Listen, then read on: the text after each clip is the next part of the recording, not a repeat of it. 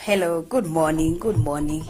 It is a wonderful morning here at AFarmers Media, where we connect, learn, and grow. Thank you for joining us. This is the AFarmers Breakfast Show with me, Masi Kemuto, and I am excited today to be here. It's a Thursday, and the week is moving quite fast. I don't say swiftly. The week is actually moving swiftly. We are almost coming to the end of the week. We started off the week with a high, the highest tone possible. And this week we've been learning, and actually not actually learning, but hearing about complaints of what is actually happening recently in our country. So this is the breakfast show, and I'm so excited that I'm here today with you, my viewers. And don't forget to join us on our social media pages. We are at AFarmers Media on Facebook. We are also AFarmers with a Z on both Instagram and Twitter. You can as well subscribe to our YouTube channel. We're also on YouTube. We are live currently. We are at AFarmers Media. Don't forget to hit the notification bell so that you can be notified once we go live or upload a new video. And if by any chance, if you've missed any of our previous content or any of our previous video, you can actually find these videos on Facebook or on YouTube. Once we finish our lives, we actually do re-upload these videos so that you can get to learn each and every single day, because each and every single day that we wake up is actually a learning process for us farmers. And today I'm excited, like really excited that I'm here. But before we go that, and I'm also excited about today's topic, but today I want us actually to look around being a farmer. What is it? When you say I'm a student, you know that I go to school, I study, I'll be graduating and such kind of stuff. Or when I say I'm a doctor, you know who I am. And we want to see all about being a farmer, being the best farmer, or being the farmer that actually people would want to look upon, maybe in your area or in your region. And today this is such an amazing topic because it's broad. We're going to look at a number of things, but before we go there, I want us to look at our traffic updates. It's actually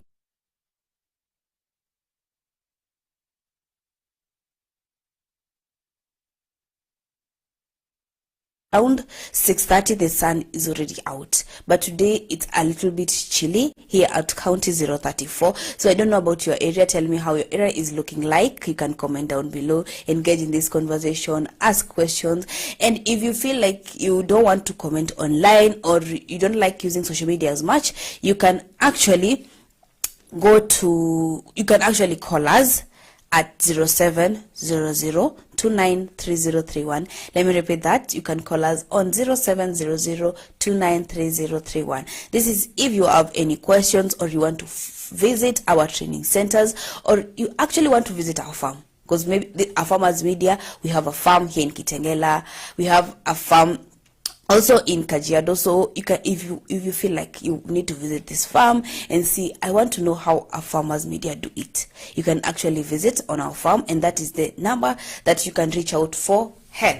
Onto our weather updates. As I've told you, today is a little bit chilly in the morning, and I'm excited. Maybe the rains are almost here, because people are actually waiting for the rains. It's almost like, for let's say, I can actually try to put it this way, like it's like a mother who is actually waiting to give birth to her child. The same way farmers are anxiously, like, just praying each and every single day that it will rain, because normally this period of March, I think by now people have already started kupalilia, like mboga zishamea, mahindi ishamea, mimea ishamea, so people are actually wanapalilia sasa hivi. But due to the weather, due to the prices of farm inputs, trust me, it's a little bit hectic for the farmers, but we are going to look at that later on. Onto our weather updates. Nairobi is a little bit sunny with max of 27 degrees. We have Mombasa, it is sunny. You know Mombasa, the weather of Mombasa, it's sunny, max of 28 degrees. Nakuru will be partly cloudy, but it will also be sunny with max of 25 degrees. Eldoret is partly cloudy. Kisumu is cloudy with marks of 26 degrees. We have Narok is sunny with marks of 25 degrees. Then we have Kilifi, which is sunny with marks of 29 degrees. Moyale is sunny with marks of 30 degrees. Actually, the northern part of Kenya is really sunny, and the temperatures are actually going up to 32 degrees. And we're just hoping that the rain is going to rain, and at least we put something on our soils. Because if not, then the level of our food security is actually going to lower. The amount of food that you will be producing come the next season will a little bit be lesser compared to what you're supposed to produce. So you're actually praying that the rains will be here. Marsabit is sunny with marks of 28 degrees. Same to Taveta, sunny with marks of 29 degrees. And I don't see any area that is currently receiving rainfall today. And let's just hope that it's going to rain. So that's all we have today for our weather updates. Despite the water, if you are a farmer and you're depending on the rain, just our fingers are crossed. We're praying that the rain is going to come, because without the rain, then we are at a very, very, very bad place. And onto our traffic updates before we dive into the topic. Our traffic updates today. Mombasa Road has not much traffic. Nice view from Rural Electrification Authority warehouse. We also have Thika Road. It's slow but moving. Langata Road is not moving. We have been stuck here since 7:30. And we also have Ngong Road. It's slow but it's actually moving. Then people are actually saying that the Nairobi Expressway shouldn't be launched before reinstating the old highway to its original or better condition and size, lanes, and also lanes.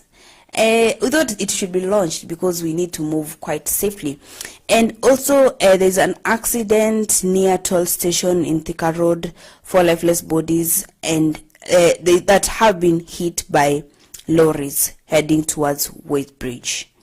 Then someone is saying that the cops forgot to service the service lane at Muthaiga on Thika Road, and they've been standstill for almost 10 minutes. It's actually not moving.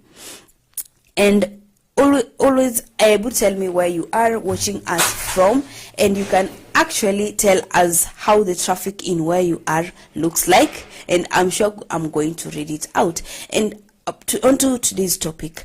As I said, we're going to discuss all about being a farmer. What does it entail, you being a farmer?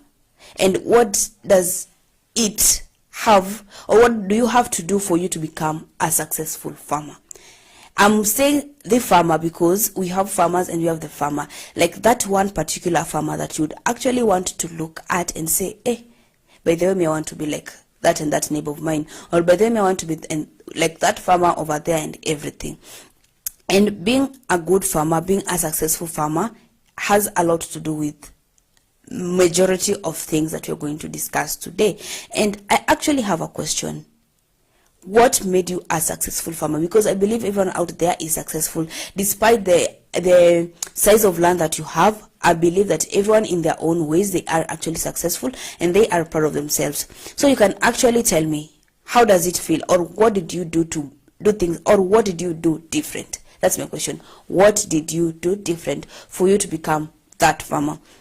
And for you to become that farmer, it's not just something that you wake up one day, today, and tomorrow you're like, oh God, I'm a successful farmer. No, it has a lot of things. It has a lot of sacrifices to make. It has a lot of things to do with research, has a lot of things with you planning yourself and your financial discipline, just a lot of things.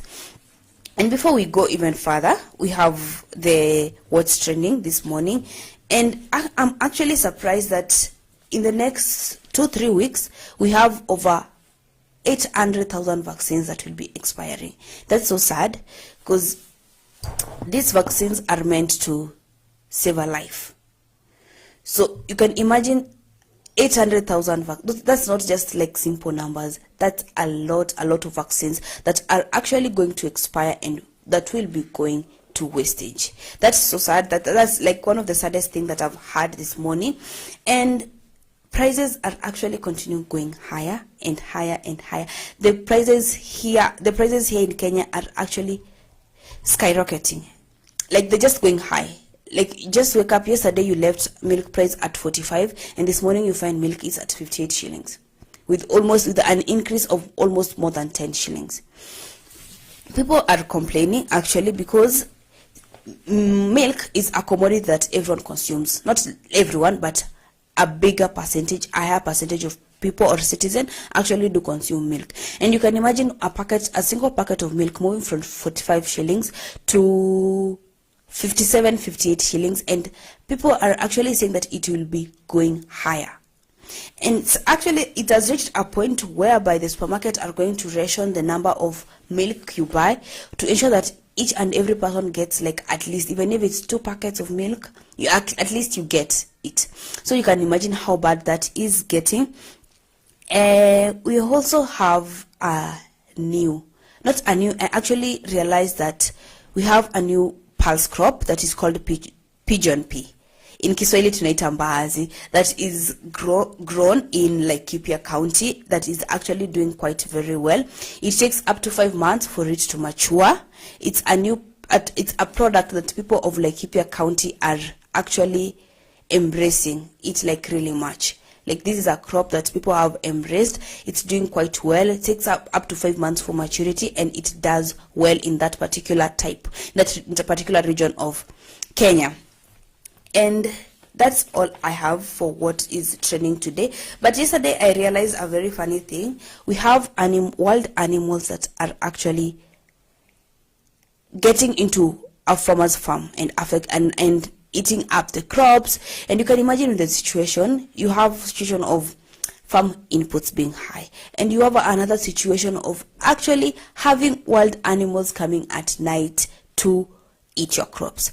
This has led to farmers going to an extent of actually having to stay up late at night for them to be able to guide their crops. That's a very serious issue, and this goes out to the Kenya Wildlife Service to actually take care of these wild animals, give farmers an humble time, like, lessen their problems. They should not be dealing with so many problems, because now this goes back to the Kenya Wildlife Services to ensure that if it's the wild animals, they are in the place they're supposed to be, to ensure having farmers stay up late at night risking their lives for them to be able to guide their crops.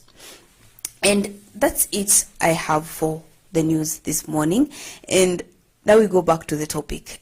As I said, we're going to discuss being a successful farmer, being that particular farmer who, like, you're at peace with what you're doing, like, you're comfortable, you enjoy what you're doing. Like, it doesn't reach that point of you wake up and feel that I'm not doing this.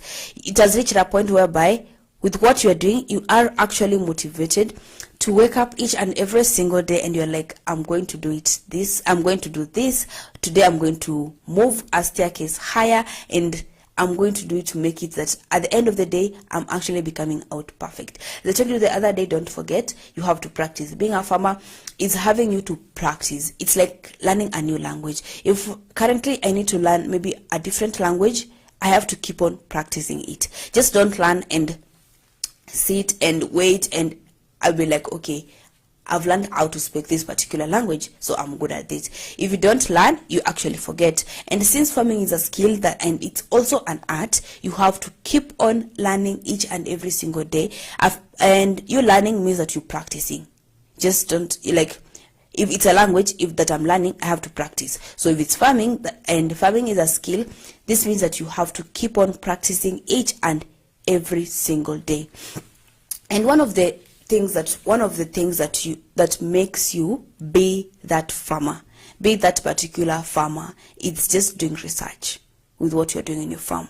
Be it a small farm, be it a big farm, be it a commercial or a subsistence farm, you have to do thorough research. Starting from the soil, here at AFarmers, we actually keep on insisting on testing your soil. Take your soil to the lab. If you're sick, you go to the hospital and you're tested and you're told where your problem is. So take your soil to the lab, it gets tested, and you're going to testify to this. If you actually learn what's wrong with your soil, or if you actually get to understand and know your soil better, this means that you're going to do it differently and you're going to come out doing an amazing job or having the best yield that you've never seen. And this is why we keep on insisting here at AFarmers. Just take a sample from your farm, take it to the soil, because good yields start from the soil.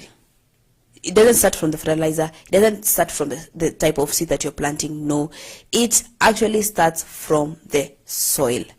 You're getting to understand the type of soil that is in your farm, the type of nutrients that it has, and also the type of nutrients that it's lacking. And that's the most important part of it. You have to understand the type of nutrients that your farm is lacking for you to be a successful farmer. And as I said, today we're going to look at how to be that farmer. And one step is getting to understand your soil. And for you to be able to understand your soil, you have to take your soil to the lab for a test and get to know what your soil entails and everything. You just actually get a very good report, a very good detailed report of what your soil wants. Secondly, for you to be that farmer, or for you to be that successful farmer, now here goes back to your financial discipline, your financial management and everything. You being able to manage your finances, you being able to understand that in this season I spent 10,000, and after the harvest season I'm actually going to get, or after I have harvested my crops and sold them to the market, I'm actually going to get a gross income of 20,000. You being able to get to understand that all this money, I'm not going to take it back to the farm. Yes, I need more yields, but I need to sit down and plan this money correctly. That is what is called financial discipline. Don't just start spending that money if you're not sure what you actually want to do with it. Sit down. If you are the breadwinner, sit down, know how this money is actually going to balance between your farm and you being able to provide for your family. Understand that this money has some part of it, a portion of that money has to go back to planting again. So you have to calculate and get to understand that in the next coming season, I'm going to plant 2 more new crops. I've been planting maize and beans. So then come next season, I'm going to try capsicum and onions. How much do I need for me to be able to plant capsicum? How many seeds am I going to buy? How am I going to get the fertilizer to use in this particular portion of land that I've started planting new crops? You have to get to understand all these things for you to be able to be a disciplined farmer financially. That's the financial part of it. For you to be able to be a disciplined farmer, you have to get to understand all these small details that actually people tend to ignore, and they'll be like, with farmers, you get. The other day here we were discussing about why farmers are not loaned out money easily. It's because they don't invest. They don't take the money to the bank. It's just from hand to hand, and once you get that money to your palm, you'll be like, I have a lot of things. I'm going to start saving next time. No, don't procrastinate. If it's actually possible, start saving from the minute that you started farming. The minute that you had your first harvest, that's the moment you should actually start investing. And we got to see the importance of investing. We've discussed here at AFarmers some of the importance or some of the advantages of you actually farming, and this comes in hand when you want to plant a new crop. As you said, I have 2 crops in my farm, I need to add more. I have a small money that I have saved. I'm going to invest in these new crops. But you're going to invest in those new crops after you have done thorough research. Being a farmer doesn't mean you just wake up one day and decide that I'm going to do this. No, you have to do a thorough research, get to understand what you're doing, get to understand what you're planting, how does it do in my area, get to see testimonials, get to understand people what plants they are actually planting and how they're doing it, what is the best seed to use, which is the best fertilizer to use, and which is the safest possible pesticides to use in your farm. These are the most important things that you actually have to understand. And secondly, apart from being financially disciplined, you being able to plan your money very well, you being able to know that in this, just draw a chart or just write down what you want. I got 20,000, right? Yes. So I need to buy seeds, I need to buy fertilizer, I need to maybe pay school fees, I need to save, I need to pay my laborers in my farm. Those are some of the things that you consider. After distracting all that you have, even investing has to come into your calculations. Usiseme ati I'm going to calculate ile pesa itabaki ndio nita invest. Hapana. Know what percentage you want to invest. If you put in mind that for every season, for every amount that I get, I'm going to invest 20% of it. That way makes you easier and makes you actually disciplined, and actually will benefit you later on if you need funding to do, maybe to grow your agriculture, to grow your farm. You need to maybe you need to plant new crops, or you feel like you need to rear new animals into your farm. This invested money that you've actually invested is going to help you, and that's why we actually insist on farmers investing, even if it's the smallest amount possible. Just ensure that you invest. And another way for you to become that farmer, I'll say, is how you manage your labor in the farm. How do you manage labor in your farm? Because you're sure you're not going to make it alone. You won't manage to do it alone, and you won't be able to actually plant, upalilie, uvune, you store, you actually, and again you prepare your land for farming again. You won't be able to do it alone. You need to have people in your farm to help you out, and you need to be able to be a good employer. Before employing someone to your farm, get to understand, okay, what type of work do I need it to be done in my farm, and not actually the type of work that you need to be done in your farm, but also how do I want it done. Because you know the farmers want their farm like really clean, no weeds at all. And when I mean no weeds at all, do you have people who actually do it perfectly? There's the time back home when I went to see my grandma, and we have this a farm helper who actually helps in farming and maybe pruning, maybe kuchuna majani chai and all those type of things. Trust me, this person is not really good at kuchuna majani chai. He's not that fast, because you know with kuchuna majani chai, if you're doing it manually, you need to be very fast. Like you need to be fast for you to catch up with time and for you to be able to take your tea to weigh. So this person is not like really good at that. But when it comes to keeping your farm clean, you can walk through the entire land and you will not see a single plant that is not, you will not see a single weed in that farm. So you need to understand this. I want a person who is good at weeding, or I want a person who is like good or fast in maybe kuchuna majani chai, or I want a person mwenye he can be able to carry my maize fast to the store, back to the farm again, to the store, to the farm again. You need to understand all these things, and you also need to put all these things into consideration.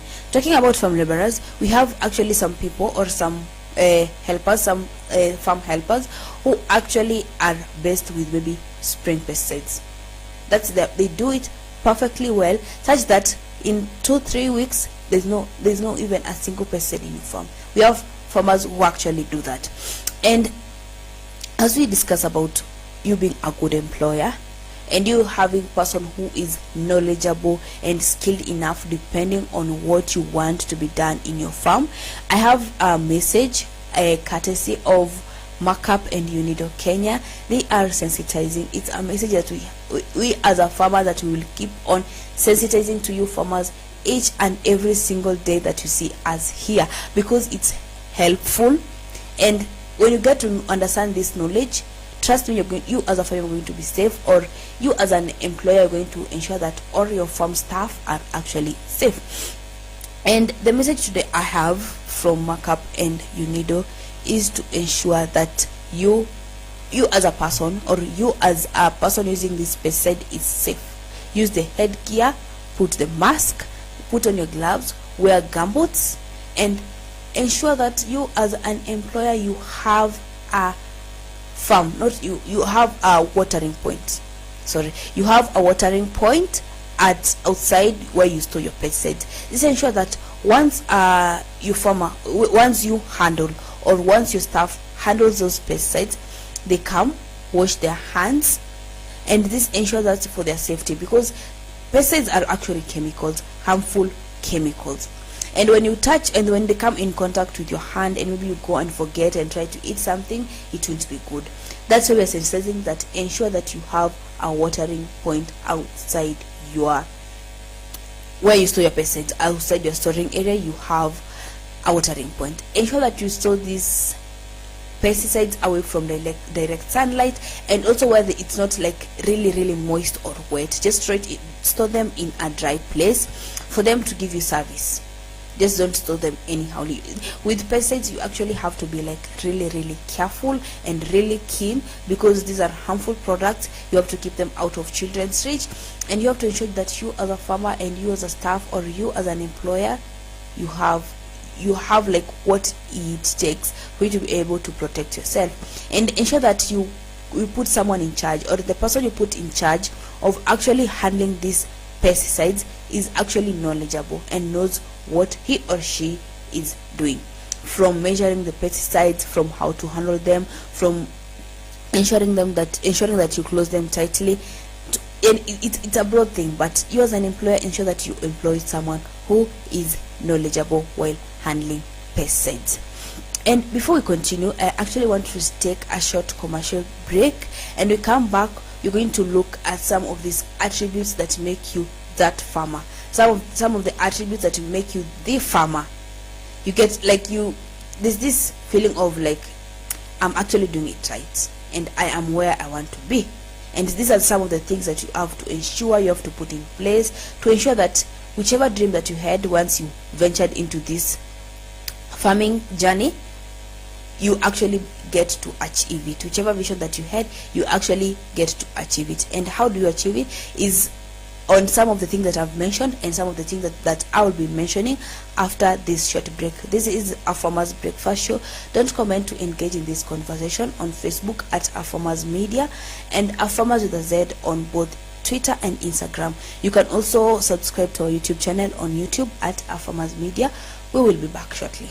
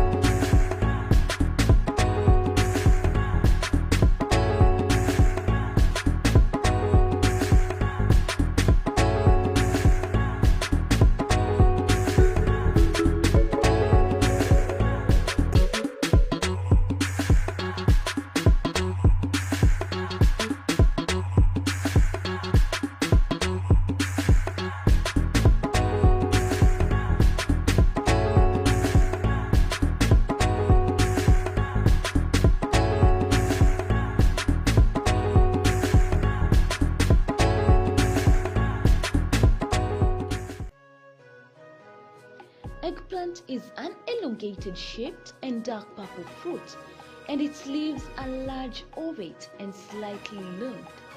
Eggplant is a perennial crop but grown commercially as annual. Eggplant grows best in well-drained sandy loam or loam soil. The soil pH should be between 5.8 and 6.5 for best growth. Eggplant requires a regular watering and steadily warm growing conditions.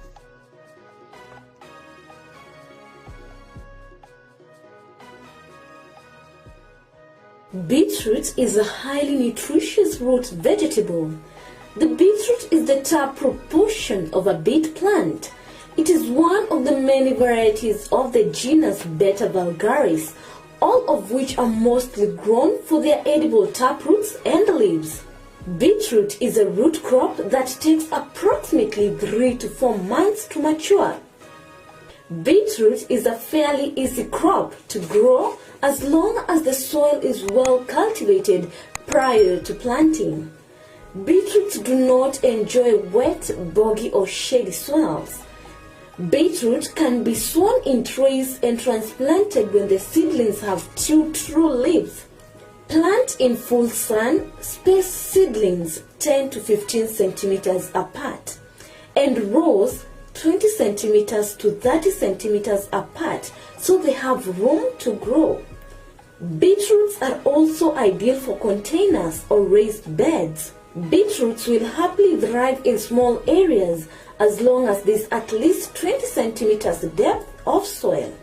Beetroot has been used not only for food but also for treatment for numerous conditions.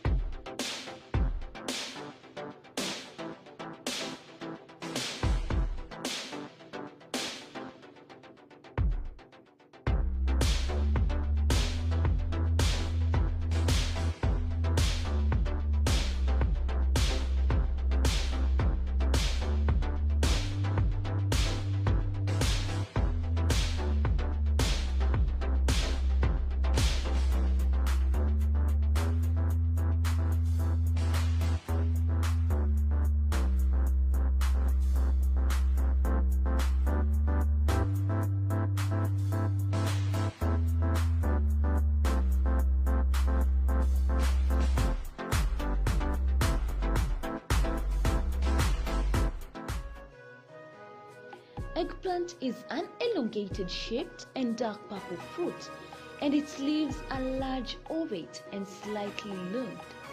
Eggplant is a perennial crop but grown commercially as annual. Eggplant grows best in well-drained sandy loam or loam soil. The soil pH should be between 5.8 and 6.5 for best growth. Eggplant requires a regular watering and steadily warm growing conditions.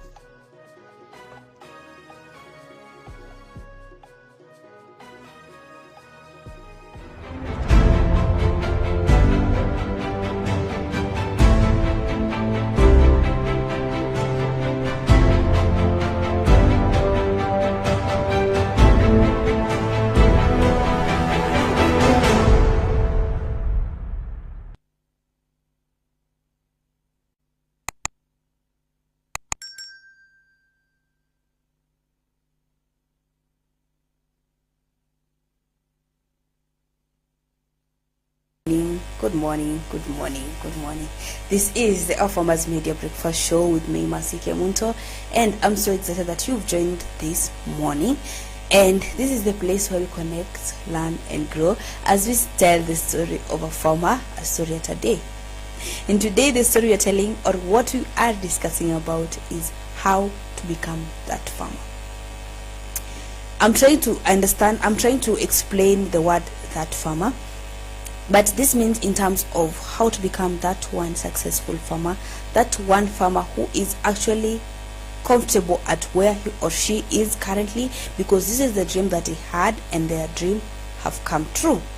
And these are some of the things that we're actually looking out today. And maybe you are a farmer, you have a dream, you want to do something perfect, because when you started this journey, you said, in 3 years time, in 4 years time, I want to be able to have invested this amount of money, and I have to be able to have done ABCD.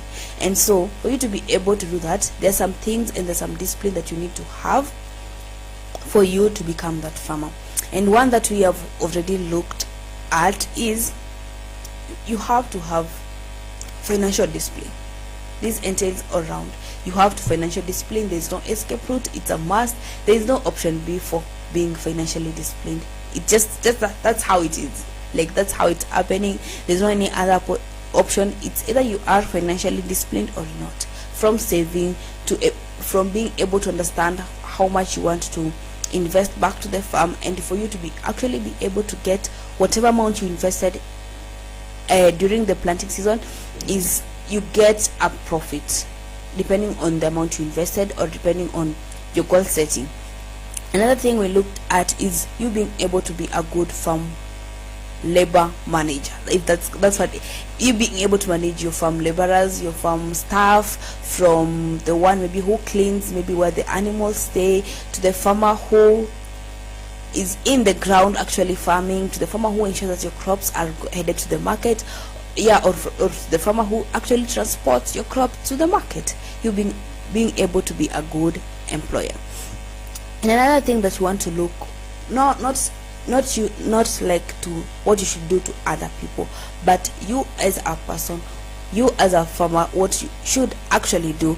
Another thing is for you to be able to learn every single day. They told you each and every single day is a learning process. So ensure that before you go to bed, you have a new skill, you've learned something new in your farm, you've learned something new about the crops that you actually have in your farm. This way, it helps you to ensure that you're not stuck at one place, you're not stagnant, you are actually moving. Because at the end of the day, we want us to move, not be stuck, not to be stagnant. We want to move from point A to point B, from point B to point C, until we reach the point that we actually want, or actually dreamt of being there. And another thing that actually I can say is that farming is not an easy task. It's not a walk in the park. You have to sacrifice. You just don't like sit down and say, oh, I have a farm and I have some people that I've put on the ground. No, you as a person, you as a farmer, you have to be an hardworking person. This means that if I have a farm in, let's say for example in Kajiado or Kangundo, and I'm doing some farming, I have some people there, I just don't sit and wait for the harvest season. No, just surprise these people one day. Wake up, go to the farm and see what actually happens when you are not around. Is it what you actually want to be done? And are things actually done the way you want them to be done? So this means that you have to put in extra effort. This entails, if for example, if you're doing an extra job, if you're taking an extra job, or if you're doing a side job apart from farming, this needs, you have to put in a lot of sacrifice in farming for you to be that farmer. Because don't forget, today we want to be that farmer, that successful farmer, that farmer who is happy, who is contented with wherever they are. And farming is a responsibility. That's one thing that we have to come in terms with. That's one thing that we have to accept and make peace, that farming is a responsibility. And don't forget, it's not an easy responsibility. It's a responsibility that you actually have to put in effort every single day. Every single day that you wake up, you have to put in more effort, more than you actually did yesterday, for you to be able to grow, for you to be able to reach that point that you've dreamt of. And another thing another thing that makes you that farmer, another thing that makes you a successful farmer, another thing that makes you a good farmer is that you have to have knowledge about your farm. I already talked about the soil, so have knowledge about what your farm has to offer. I have a farm, yes, and I'm starting this journey of farming. It's a little bit tricky, ideas in check, finances check, but what does this land that I have has to offer? What does it actually entail? What am I supposed to do for me to be able to reach that point that I actually want? What do I have to offer? What do I have to do? What exactly am I going to correct? What is right? What is wrong? What is perfect? And what is not perfect? This actually, you being able to understand your farm also comes in line with you being able to understand the climate in your area, or the type of climate that it's in that region. If people plant during rainy seasons, or if people depend on rain-fed, if people have irrigation methods, which one is the best, which one is the cheapest? Because farming, as I said, it's a career, yes, it's a responsibility, it's not a walk in the park. This means that even if you have options, you should look for a cheaper, better option. If it, for example, it's irrigation, find out a cheaper way. Maybe don't use a lot of petrol. You can use a sun-fed solar system to power your water, maybe to the tanks or to the farm. You can find ways, or you can actually have a dam in your farm. This way is much better, for example, than you pumping using maybe petroleum, because this is a product that keeps on, the prices keeps on rising.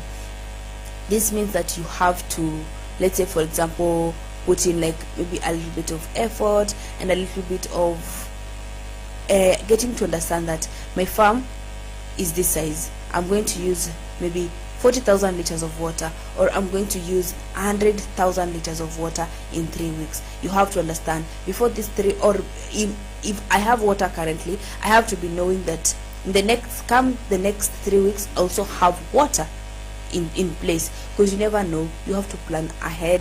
You have to be, one important thing, you have to be a planner. You have to keep records. You have to be good with the papers. This is a very, very important point actually when it comes to being a good planner. This entails from the type of seed that you planted, what you expect from that seed, the size. If, let's say, for example, it's capsicum, how many capsicum do I want to harvest in a single plant? Or how many maybe, let's say, onions do I want to be able, and what's the size? How many kgs should I harvest maybe in a single line? Those are some of the things that you actually have to keep in mind and ensure that they are checked. And ensuring that they are in check is for you keeping records. We already talked about finances and you being good at it, and you keeping records about your finances, but now this is about keeping records in your farm. Even if you have 2 farm laborers, write down, I have 2 farm laborers that I pay this a certain amount of money every single month, and that maybe I have a commission for them if they do ABCD. These are some of the minor things that you actually have to put them down for you to be successful, for you to be able to be that farmer that society needs. And moving on, we also have some of the, not a characteristic trait, but you as a farmer being able to adopt and grab and embrace the new technology in farming. The world is moving actually swiftly. It's moving like really, really fast, and technology is the new norm. So you have to understand that in farming there's also technology, and what is actually trending in the agricultural sector, consider that there is technology. What are some of the new equipment that are there? What are some of the new crops that are there that you plant that actually take less time? For example, for maize, we have 2 types of maize. We have maize that actually takes 3 months for it to be able to produce, and we have maize that takes 10 months. This maybe 3 months maize is good in dry areas, or areas that depend on rain, or no, on areas that depend on irrigation that don't depend on rain.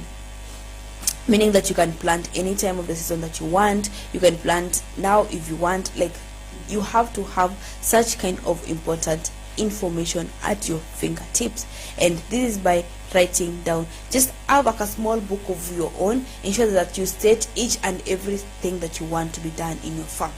If it's farming, I want okay, not farming, if it's planting, for example, I want in 3 days time all the seeds should be planted, maybe because you want all of them to grow the same length, the same speed, the same time. So you just don't plant like 50 seeds this week and maybe the next seed you'll be planting next week but one. No, just plant maybe once. This is by keeping records, ensuring that I need to plant for come next season. At this particular time I will be maybe watering the crops. When I'm watering the crops, will there be rain? Yes, so I need to plant now, because in 2 months the rain will be here and maybe, or I'll be having water to maybe irrigate my crops.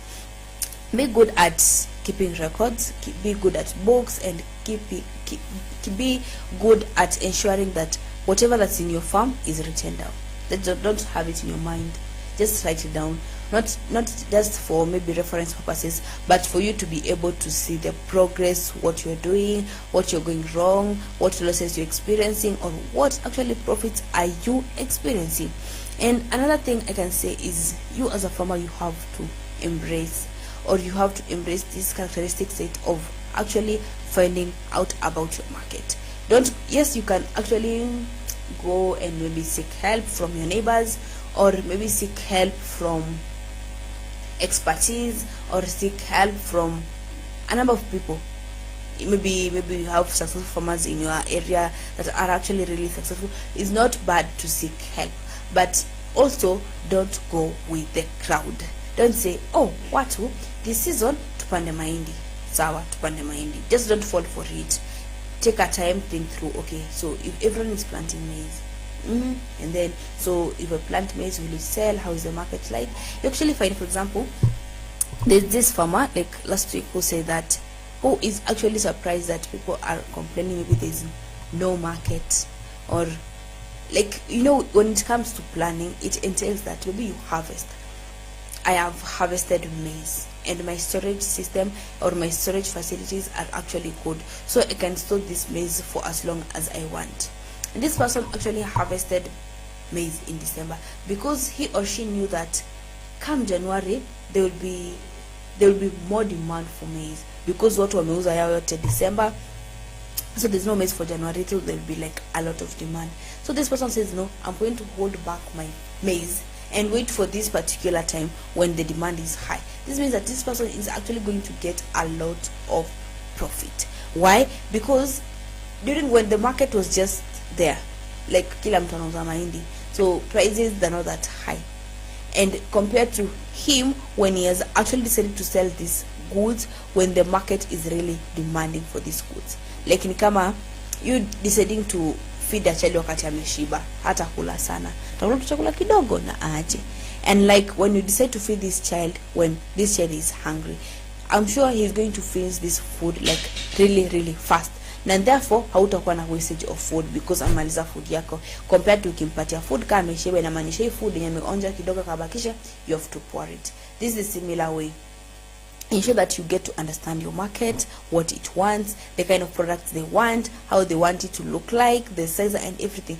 These minimal things, these are some of the things that you have to be clear with. Understand that if I'm going to sell maize, they have to be perfect in this particular way, they have to be in this particular manner, no pesticides, no weevils in the maize, nothing is in the maize. This makes it very easier for you to actually be able to sell out your crops to the market.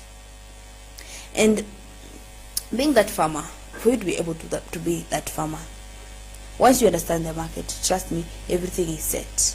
If you've done everything from up there correctly and you get to understand your market, because you get farmers actually, they go for soil testing, they plant the correct seed, they plow, they put fertilizer, they use the best pesticides, and everything is just on check. But now when it comes to selling these goods in the market, they don't do as much as they had anticipated for them to do. Like the produce is not pleasing, it's not like, doesn't make you happy, doesn't make you feel motivated. This comes that you just slipped a small bit of it, and this is whereby you get to understand your market, the type of crops maybe the market wants, how they want them to look like, or how fresh, the size, the color. Maybe it's onion, maybe people love yellow onions, or not onions, maybe it's capsicum.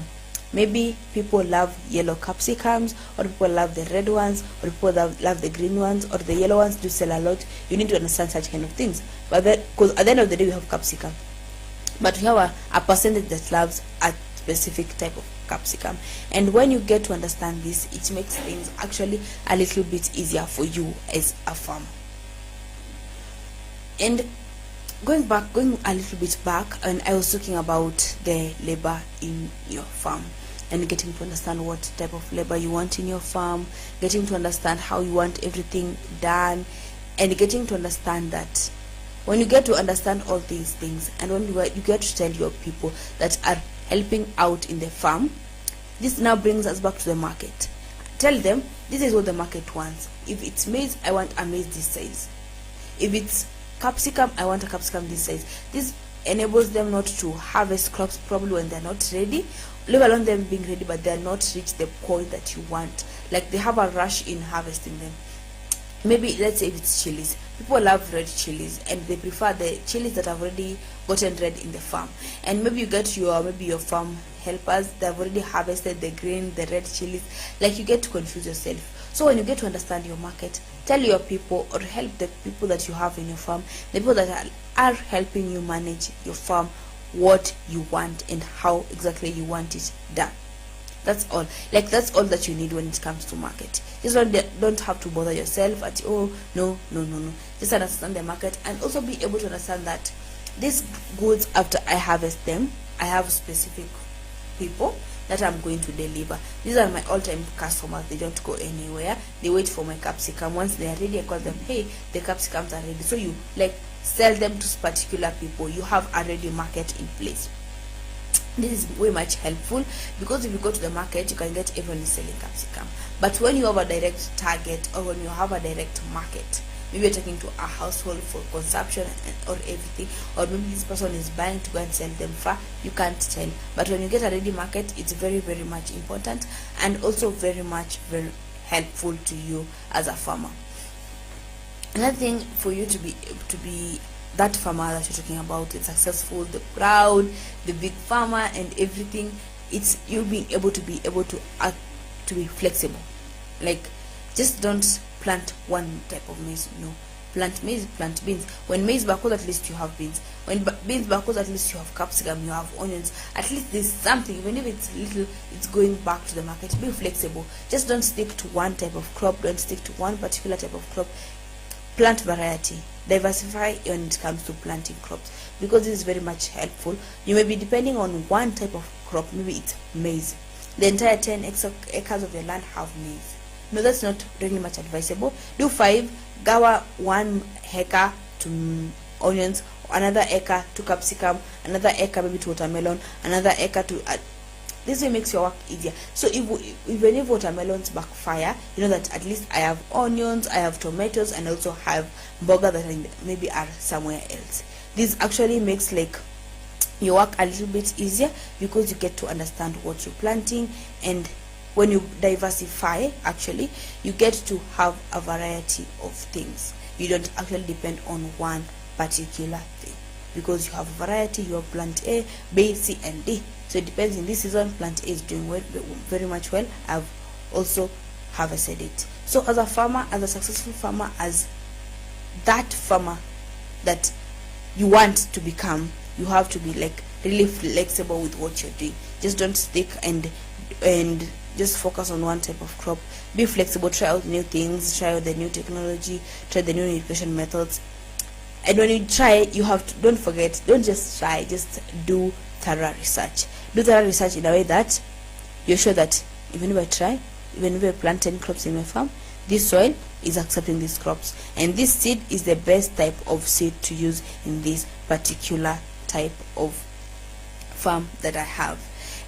Farming, as I said, farming is a responsibility. It's not a walk in the park. You have a number of things that you have to do, and when we look we have looked at a number of the things that you can actually do for you to be that successful farmer, for you to be that dream farmer that you once dreamt of becoming. Because I'm sure you just don't wake up one day and become a farmer. No, you have to sit down, have a very big dream, and say, I'm going to achieve A, B, C, and D, and I'm going to be able to have this particular type of money. So for you to be able to be that person that you want, you have to put all these things that you've said into place and into consideration.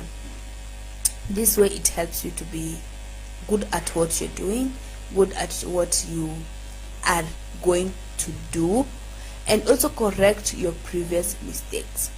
Another thing for you to be that farmer, I think this now comes into now the personal character traits that maybe a farmer has, or a person that is working in your particular farm has. And now this goes back again to you being, I'm going just to look at them like really fast because time is not on my side. We have one of them is you being patient, because you're raising crops. It's like raising a child. You just don't want your child at you. This child has been given birth today, and you want tomorrow they start talking, or they start walking. No, it doesn't work like that. Similar to crops, once you plant them, you have to be patient and patient and patient and patient, because sometimes these crops can actually frustrate you, they can surprise you, like they can do a number of things, but you have to be patient with them and keep on trying, even if they frustrate you, even if they get you to the corner and you feel like I'm not doing farming. No, just be patient, and when you do the next, when come the next season, whatever plan that did not work, you ain't going to try it again. Just sit down and maybe do a thorough research. Maybe it's not the type of seed that you planted that was wrong, so you need to do thorough research. Another character trait we have, a farmer should be knowledgeable. They said he or she should be knowledgeable, like be able to understand how the farm looks like, what is being done, what do I need to understand, what do I need to improve. Like they should be able to know every aspect of the farm and what is actually happening in that particular farm. Another character trait is they should be a problem solver. They should be able to solve, like you as a farmer should be able to solve problems. Like maybe when your machine maybe jumps, you'll be like, no, I can call maybe a person to repair it, but let me check and see, can I be able to. If you can't, try it, but this you can only try if you have a previous experience with whatever machine that you are handling. But be a problem solver. Like you have to deal with your issues. Don't have to deal with your issues in front of people. Deal with your issues alone, and be able to understand yourself that you are a person and you are prone to mistakes. So anything that happens, whatever that goes wrong, know that it wasn't your fault, because you're learning. You're a human being and you're prone to mistakes. You are actually learning. So there's nothing that comes out perfect, like from nowhere. You also have to be organized. That's the most important thing. Just don't plant your crops helter skelter, one here, the other one there. Plant, if it's this portion onions, this portion capsicum, this other portion tomatoes, these other ones beetroots, and such kind of things. Just be organized from what time you wake up in the morning to the type of products you want to use in your farm, because you are the farmer, you understand your farm, so you need to know what is the type of product that I need to use in my farm, and also how am I going to manage labor in my farm. Those are some of the important skills, some of the important things that you as a farmer, you as that farmer that wants to be a successful farmer, that you need to actually do. I want to take a very short break, and we will also be coming back to the last bit of this show. And before we go, actually we have Omnia products that when we were talking about soil, now when it comes to what your soil is lacking and everything, we have a product from Omnia that actually treat your crops, not treat your crops, that actually treat your soil. Let's say soil, yes, because we have one product that's called the KU Mate. It's a product from Omnia that's an important nutrient providing product in your soil that you actually need to use. But for you to be able to get all this information, because they have a variety types of products that they have, from maybe components that are good for your soil, for your seeds before planting them. Maybe they are some of the things that you need to do with your soil, or there are some of the nutrients that your soil lack. You can actually go to their website and check out the Omnia and understand their products and understand what your problem in the farm is like, and talk to them via their website. And trust me, they will reach out and they will be of great help to you as the successful farmer that we want to become. I'll be taking a short break. Don't forget to continue commenting on our comment section below at AFarmers Media on Facebook, on Instagram. It's AFarmers with a Z, and we also are on YouTube live right now, AFarmers Media. Don't forget to subscribe to our YouTube channel and also hit that notification bell. We'll be back shortly.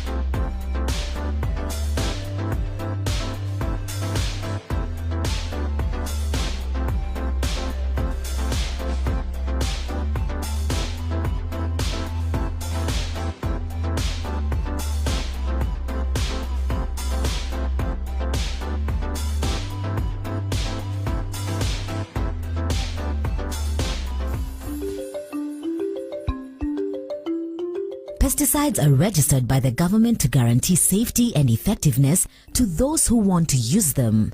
This is assured only if you read and follow label directions for proper usage. Everybody wants to eat safe food, and one of the things that the international market requires is that we can actually assure them that the foods that we are growing are safe by providing details and records and documentation on the pesticides that we have used and how we have used them. So safe food is very critical to us, and we want to ensure that the farmers understand this, because safe food is also one of the big contributors to increased market access for our Kenyan products. Upon purchase of pesticides from a verified agrovet, farmers are advised to check on labels to ensure they are readable with clear instructions in local language, English and Kiswahili only. If not, or if they are difficult to read, poorly printed, or lack information, they are likely to be illegal or counterfeit. One of the features of a genuine product is the Pest Control Products Board number, whereby it's written PCPB in brackets here, that is certificate of registration, and then a numerical number of 4 digits, that is number 1. Then the other thing that you should look at is that the label should be in English and Kiswahili without another language. Not either Kiswahili or English, but both should be there. And generally, we encourage farmers to get used to products, such that when you realize there is a change in a product, you can really tell and maybe inquire more from the agrovet attendant. Check labels for valid date of manufacture, expiry date, and batch number. Check the product label for the product registration number provided by the Pest Control Product Board. Only apply the amount as directed on the labels. More is not better and can cause harm to human health, damage crop, and elevate pesticide residues. Different markets have set different requirements. And if the farmers are not using the pesticide in the right way, there is also a likelihood that our produce will be intercepted by different importing countries. Our produce will lose competitiveness, because these increased controls, they are published, and different consumers are able to know that which country is exporting produce that is unsafe to their consumers, and therefore most of consumers will tend to shy away from our produce. And what that means again is we are going to lose markets, and when you lose the market again, we are going to lose big time in terms of economy for this country. Also check for expiry date to ensure it is fit for use. Confirm that the active ingredient stated on the label and that the product is recommended for crop and pests against which it is to be used. Look out for color codes to guide on pesticide toxicity. Pesticides with green bands are the safest to use, followed by those with blue bands. Yellow color includes harmful products, and the red bands indicate high toxicity to health or a hazard to the environment. All can be used safely if handled and applied properly, but if there is a choice of different effective options, the safest product should be chosen. Also check labels for storage and disposal instructions for guidelines on temperatures and surroundings. Labels should also list personal protective equipment (PPE) needed to prevent exposure to the pesticide. Do not use pesticides in any manner other than those specifically listed on the label. The pesticide label is your best guide to using pesticides safely and effectively. Farmers should attend available trainings on good agricultural practices and pesticide use within their counties. This offers reference materials on pesticide use and face-to-face meetings with experts.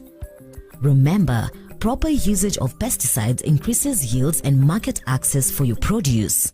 Food safety is everyone's responsibility, starting with the farmer. Dawa bora, mazao bora.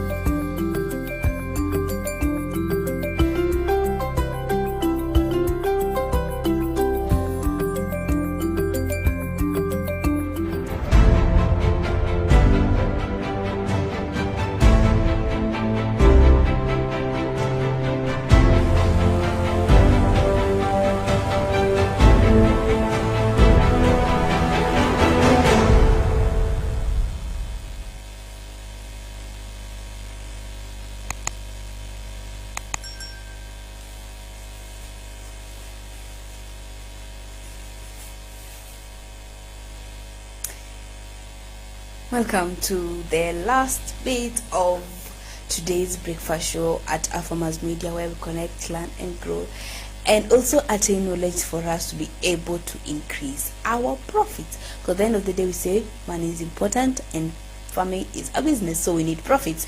And today we'll be discussing about being that farmer, being the farmer you've dreamt, being that person that you've always dreamt of when you decided to venture into this journey. And we've been looking on some of the attributes that we have and some of the things that you need to do or you need to improve for you to be able to become that farmer. Don't forget, this is the Farmers Media. We connect, learn and grow. And you can also follow us on our social media handles. We are AFarmers Media on Facebook. We are live currently. We are also AFarmers on Instagram and Twitter. And we are AFarmers Media on YouTube. If you have any questions, any inquiries, anything that you need to be said, any topic that you need to be discussed or you need more knowledge on, you can actually DM us on our social media platforms, or you can actually call us on 0700293031. Let me repeat that again. You can find us or call us 0700293031. We are located in County 034 in Kajiado. So if you want to visit us, reach out to that number and I'm sure you will get help or the assistance that you need. So today we've been discussing about being that farmer.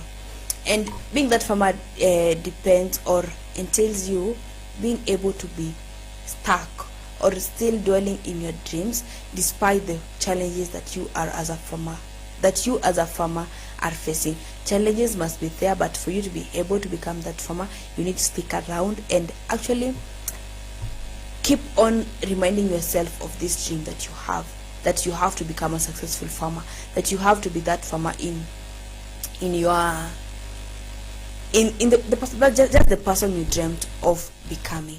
And this entails you being in a very correct mental space, because farmers have challenges and these challenges can affect you, and they might be affecting you but you are not aware, or you tend to assume and tell yourself you're going to be okay. As a farmer, you are also a person with emotion, so you can actually reach out to someone and talk to, open up to someone and tell them what you're facing, because farming, as I said, it's a journey, it's a responsibility, it's a task, a hard task, and also a risk that people have decided to take on, and some challenges can affect you mentally. So if you might be facing any challenges, you can actually reach out maybe to a psychiatrist or find someone just to talk to.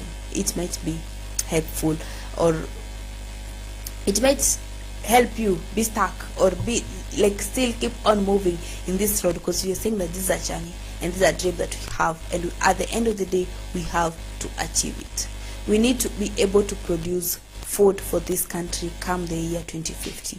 We need to be able to feed the population that will be in this country currently in the next 28 years. So you need to be in check. You need to be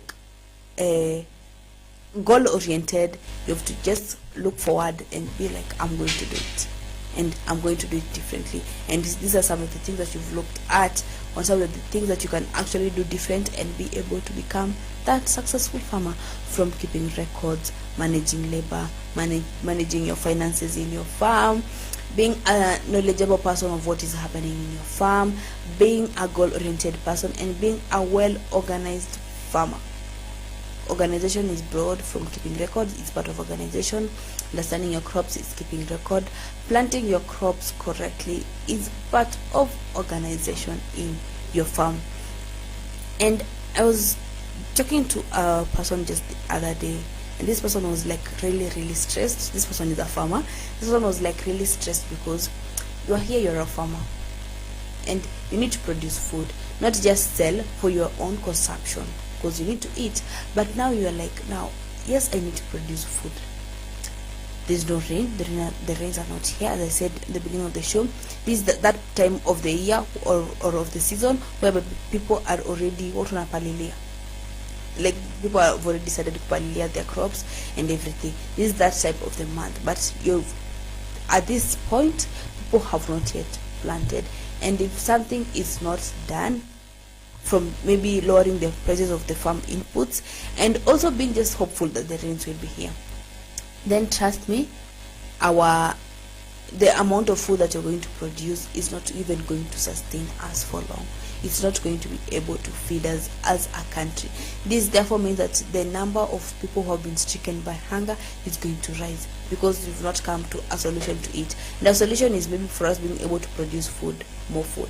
We can't just produce more food if this is the price of the farm inputs, because it's really devastating. It's really demotivating, because you're like, I want to plant, like I'm so optimistic that I want to plant, but now how am I going to plant with the current prices of the farm inputs, with the current prices of the way things are? Just the prices are going high in a rate that I've never seen before. It has never happened like this before, because a bag of fertilizer in 2021 was around 2,800 to 3,000, but right now a bag of fertilizer is between 6,000 to 7,000.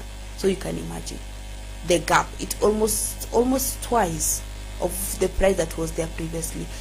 It's so bad. Like, you're just requesting, you're just hoping that the prices of fertilizers are going to lower. Not just fertilizers, the prices of the farm inputs are going to be lowered. It's just what you're hoping for. And this is the last bit of this show, and we've been discussing about being that farmer, being that successful farmer, and it's sad that I have to come to an end. But before I leave, I want to leave you with a proverb of today, which says that one man's food is another man's poison. One man's food is another man's poison.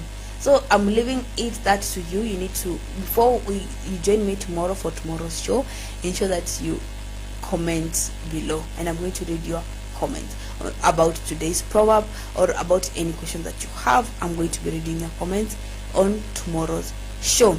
This has been the breakfast show with me, Mercy Kemunto. It's been amazing having you around, and I'm glad that you joined. And tomorrow, don't forget to join in, same place, same time, and ask questions, engage in this conversation, because we actually do gifting, we actually do give out, we do giveaways, and we're hoping that before the end of this week we'll be having someone to give something. That's a secret I'll be telling you. And don't forget to continue following us, share this group widely, share information about this page widely to your friends, to your family, to anyone who might be needing this type of information. This has been the AFarmers Breakfast Show with Mercy Kemunto. I will see you tomorrow. Bye bye.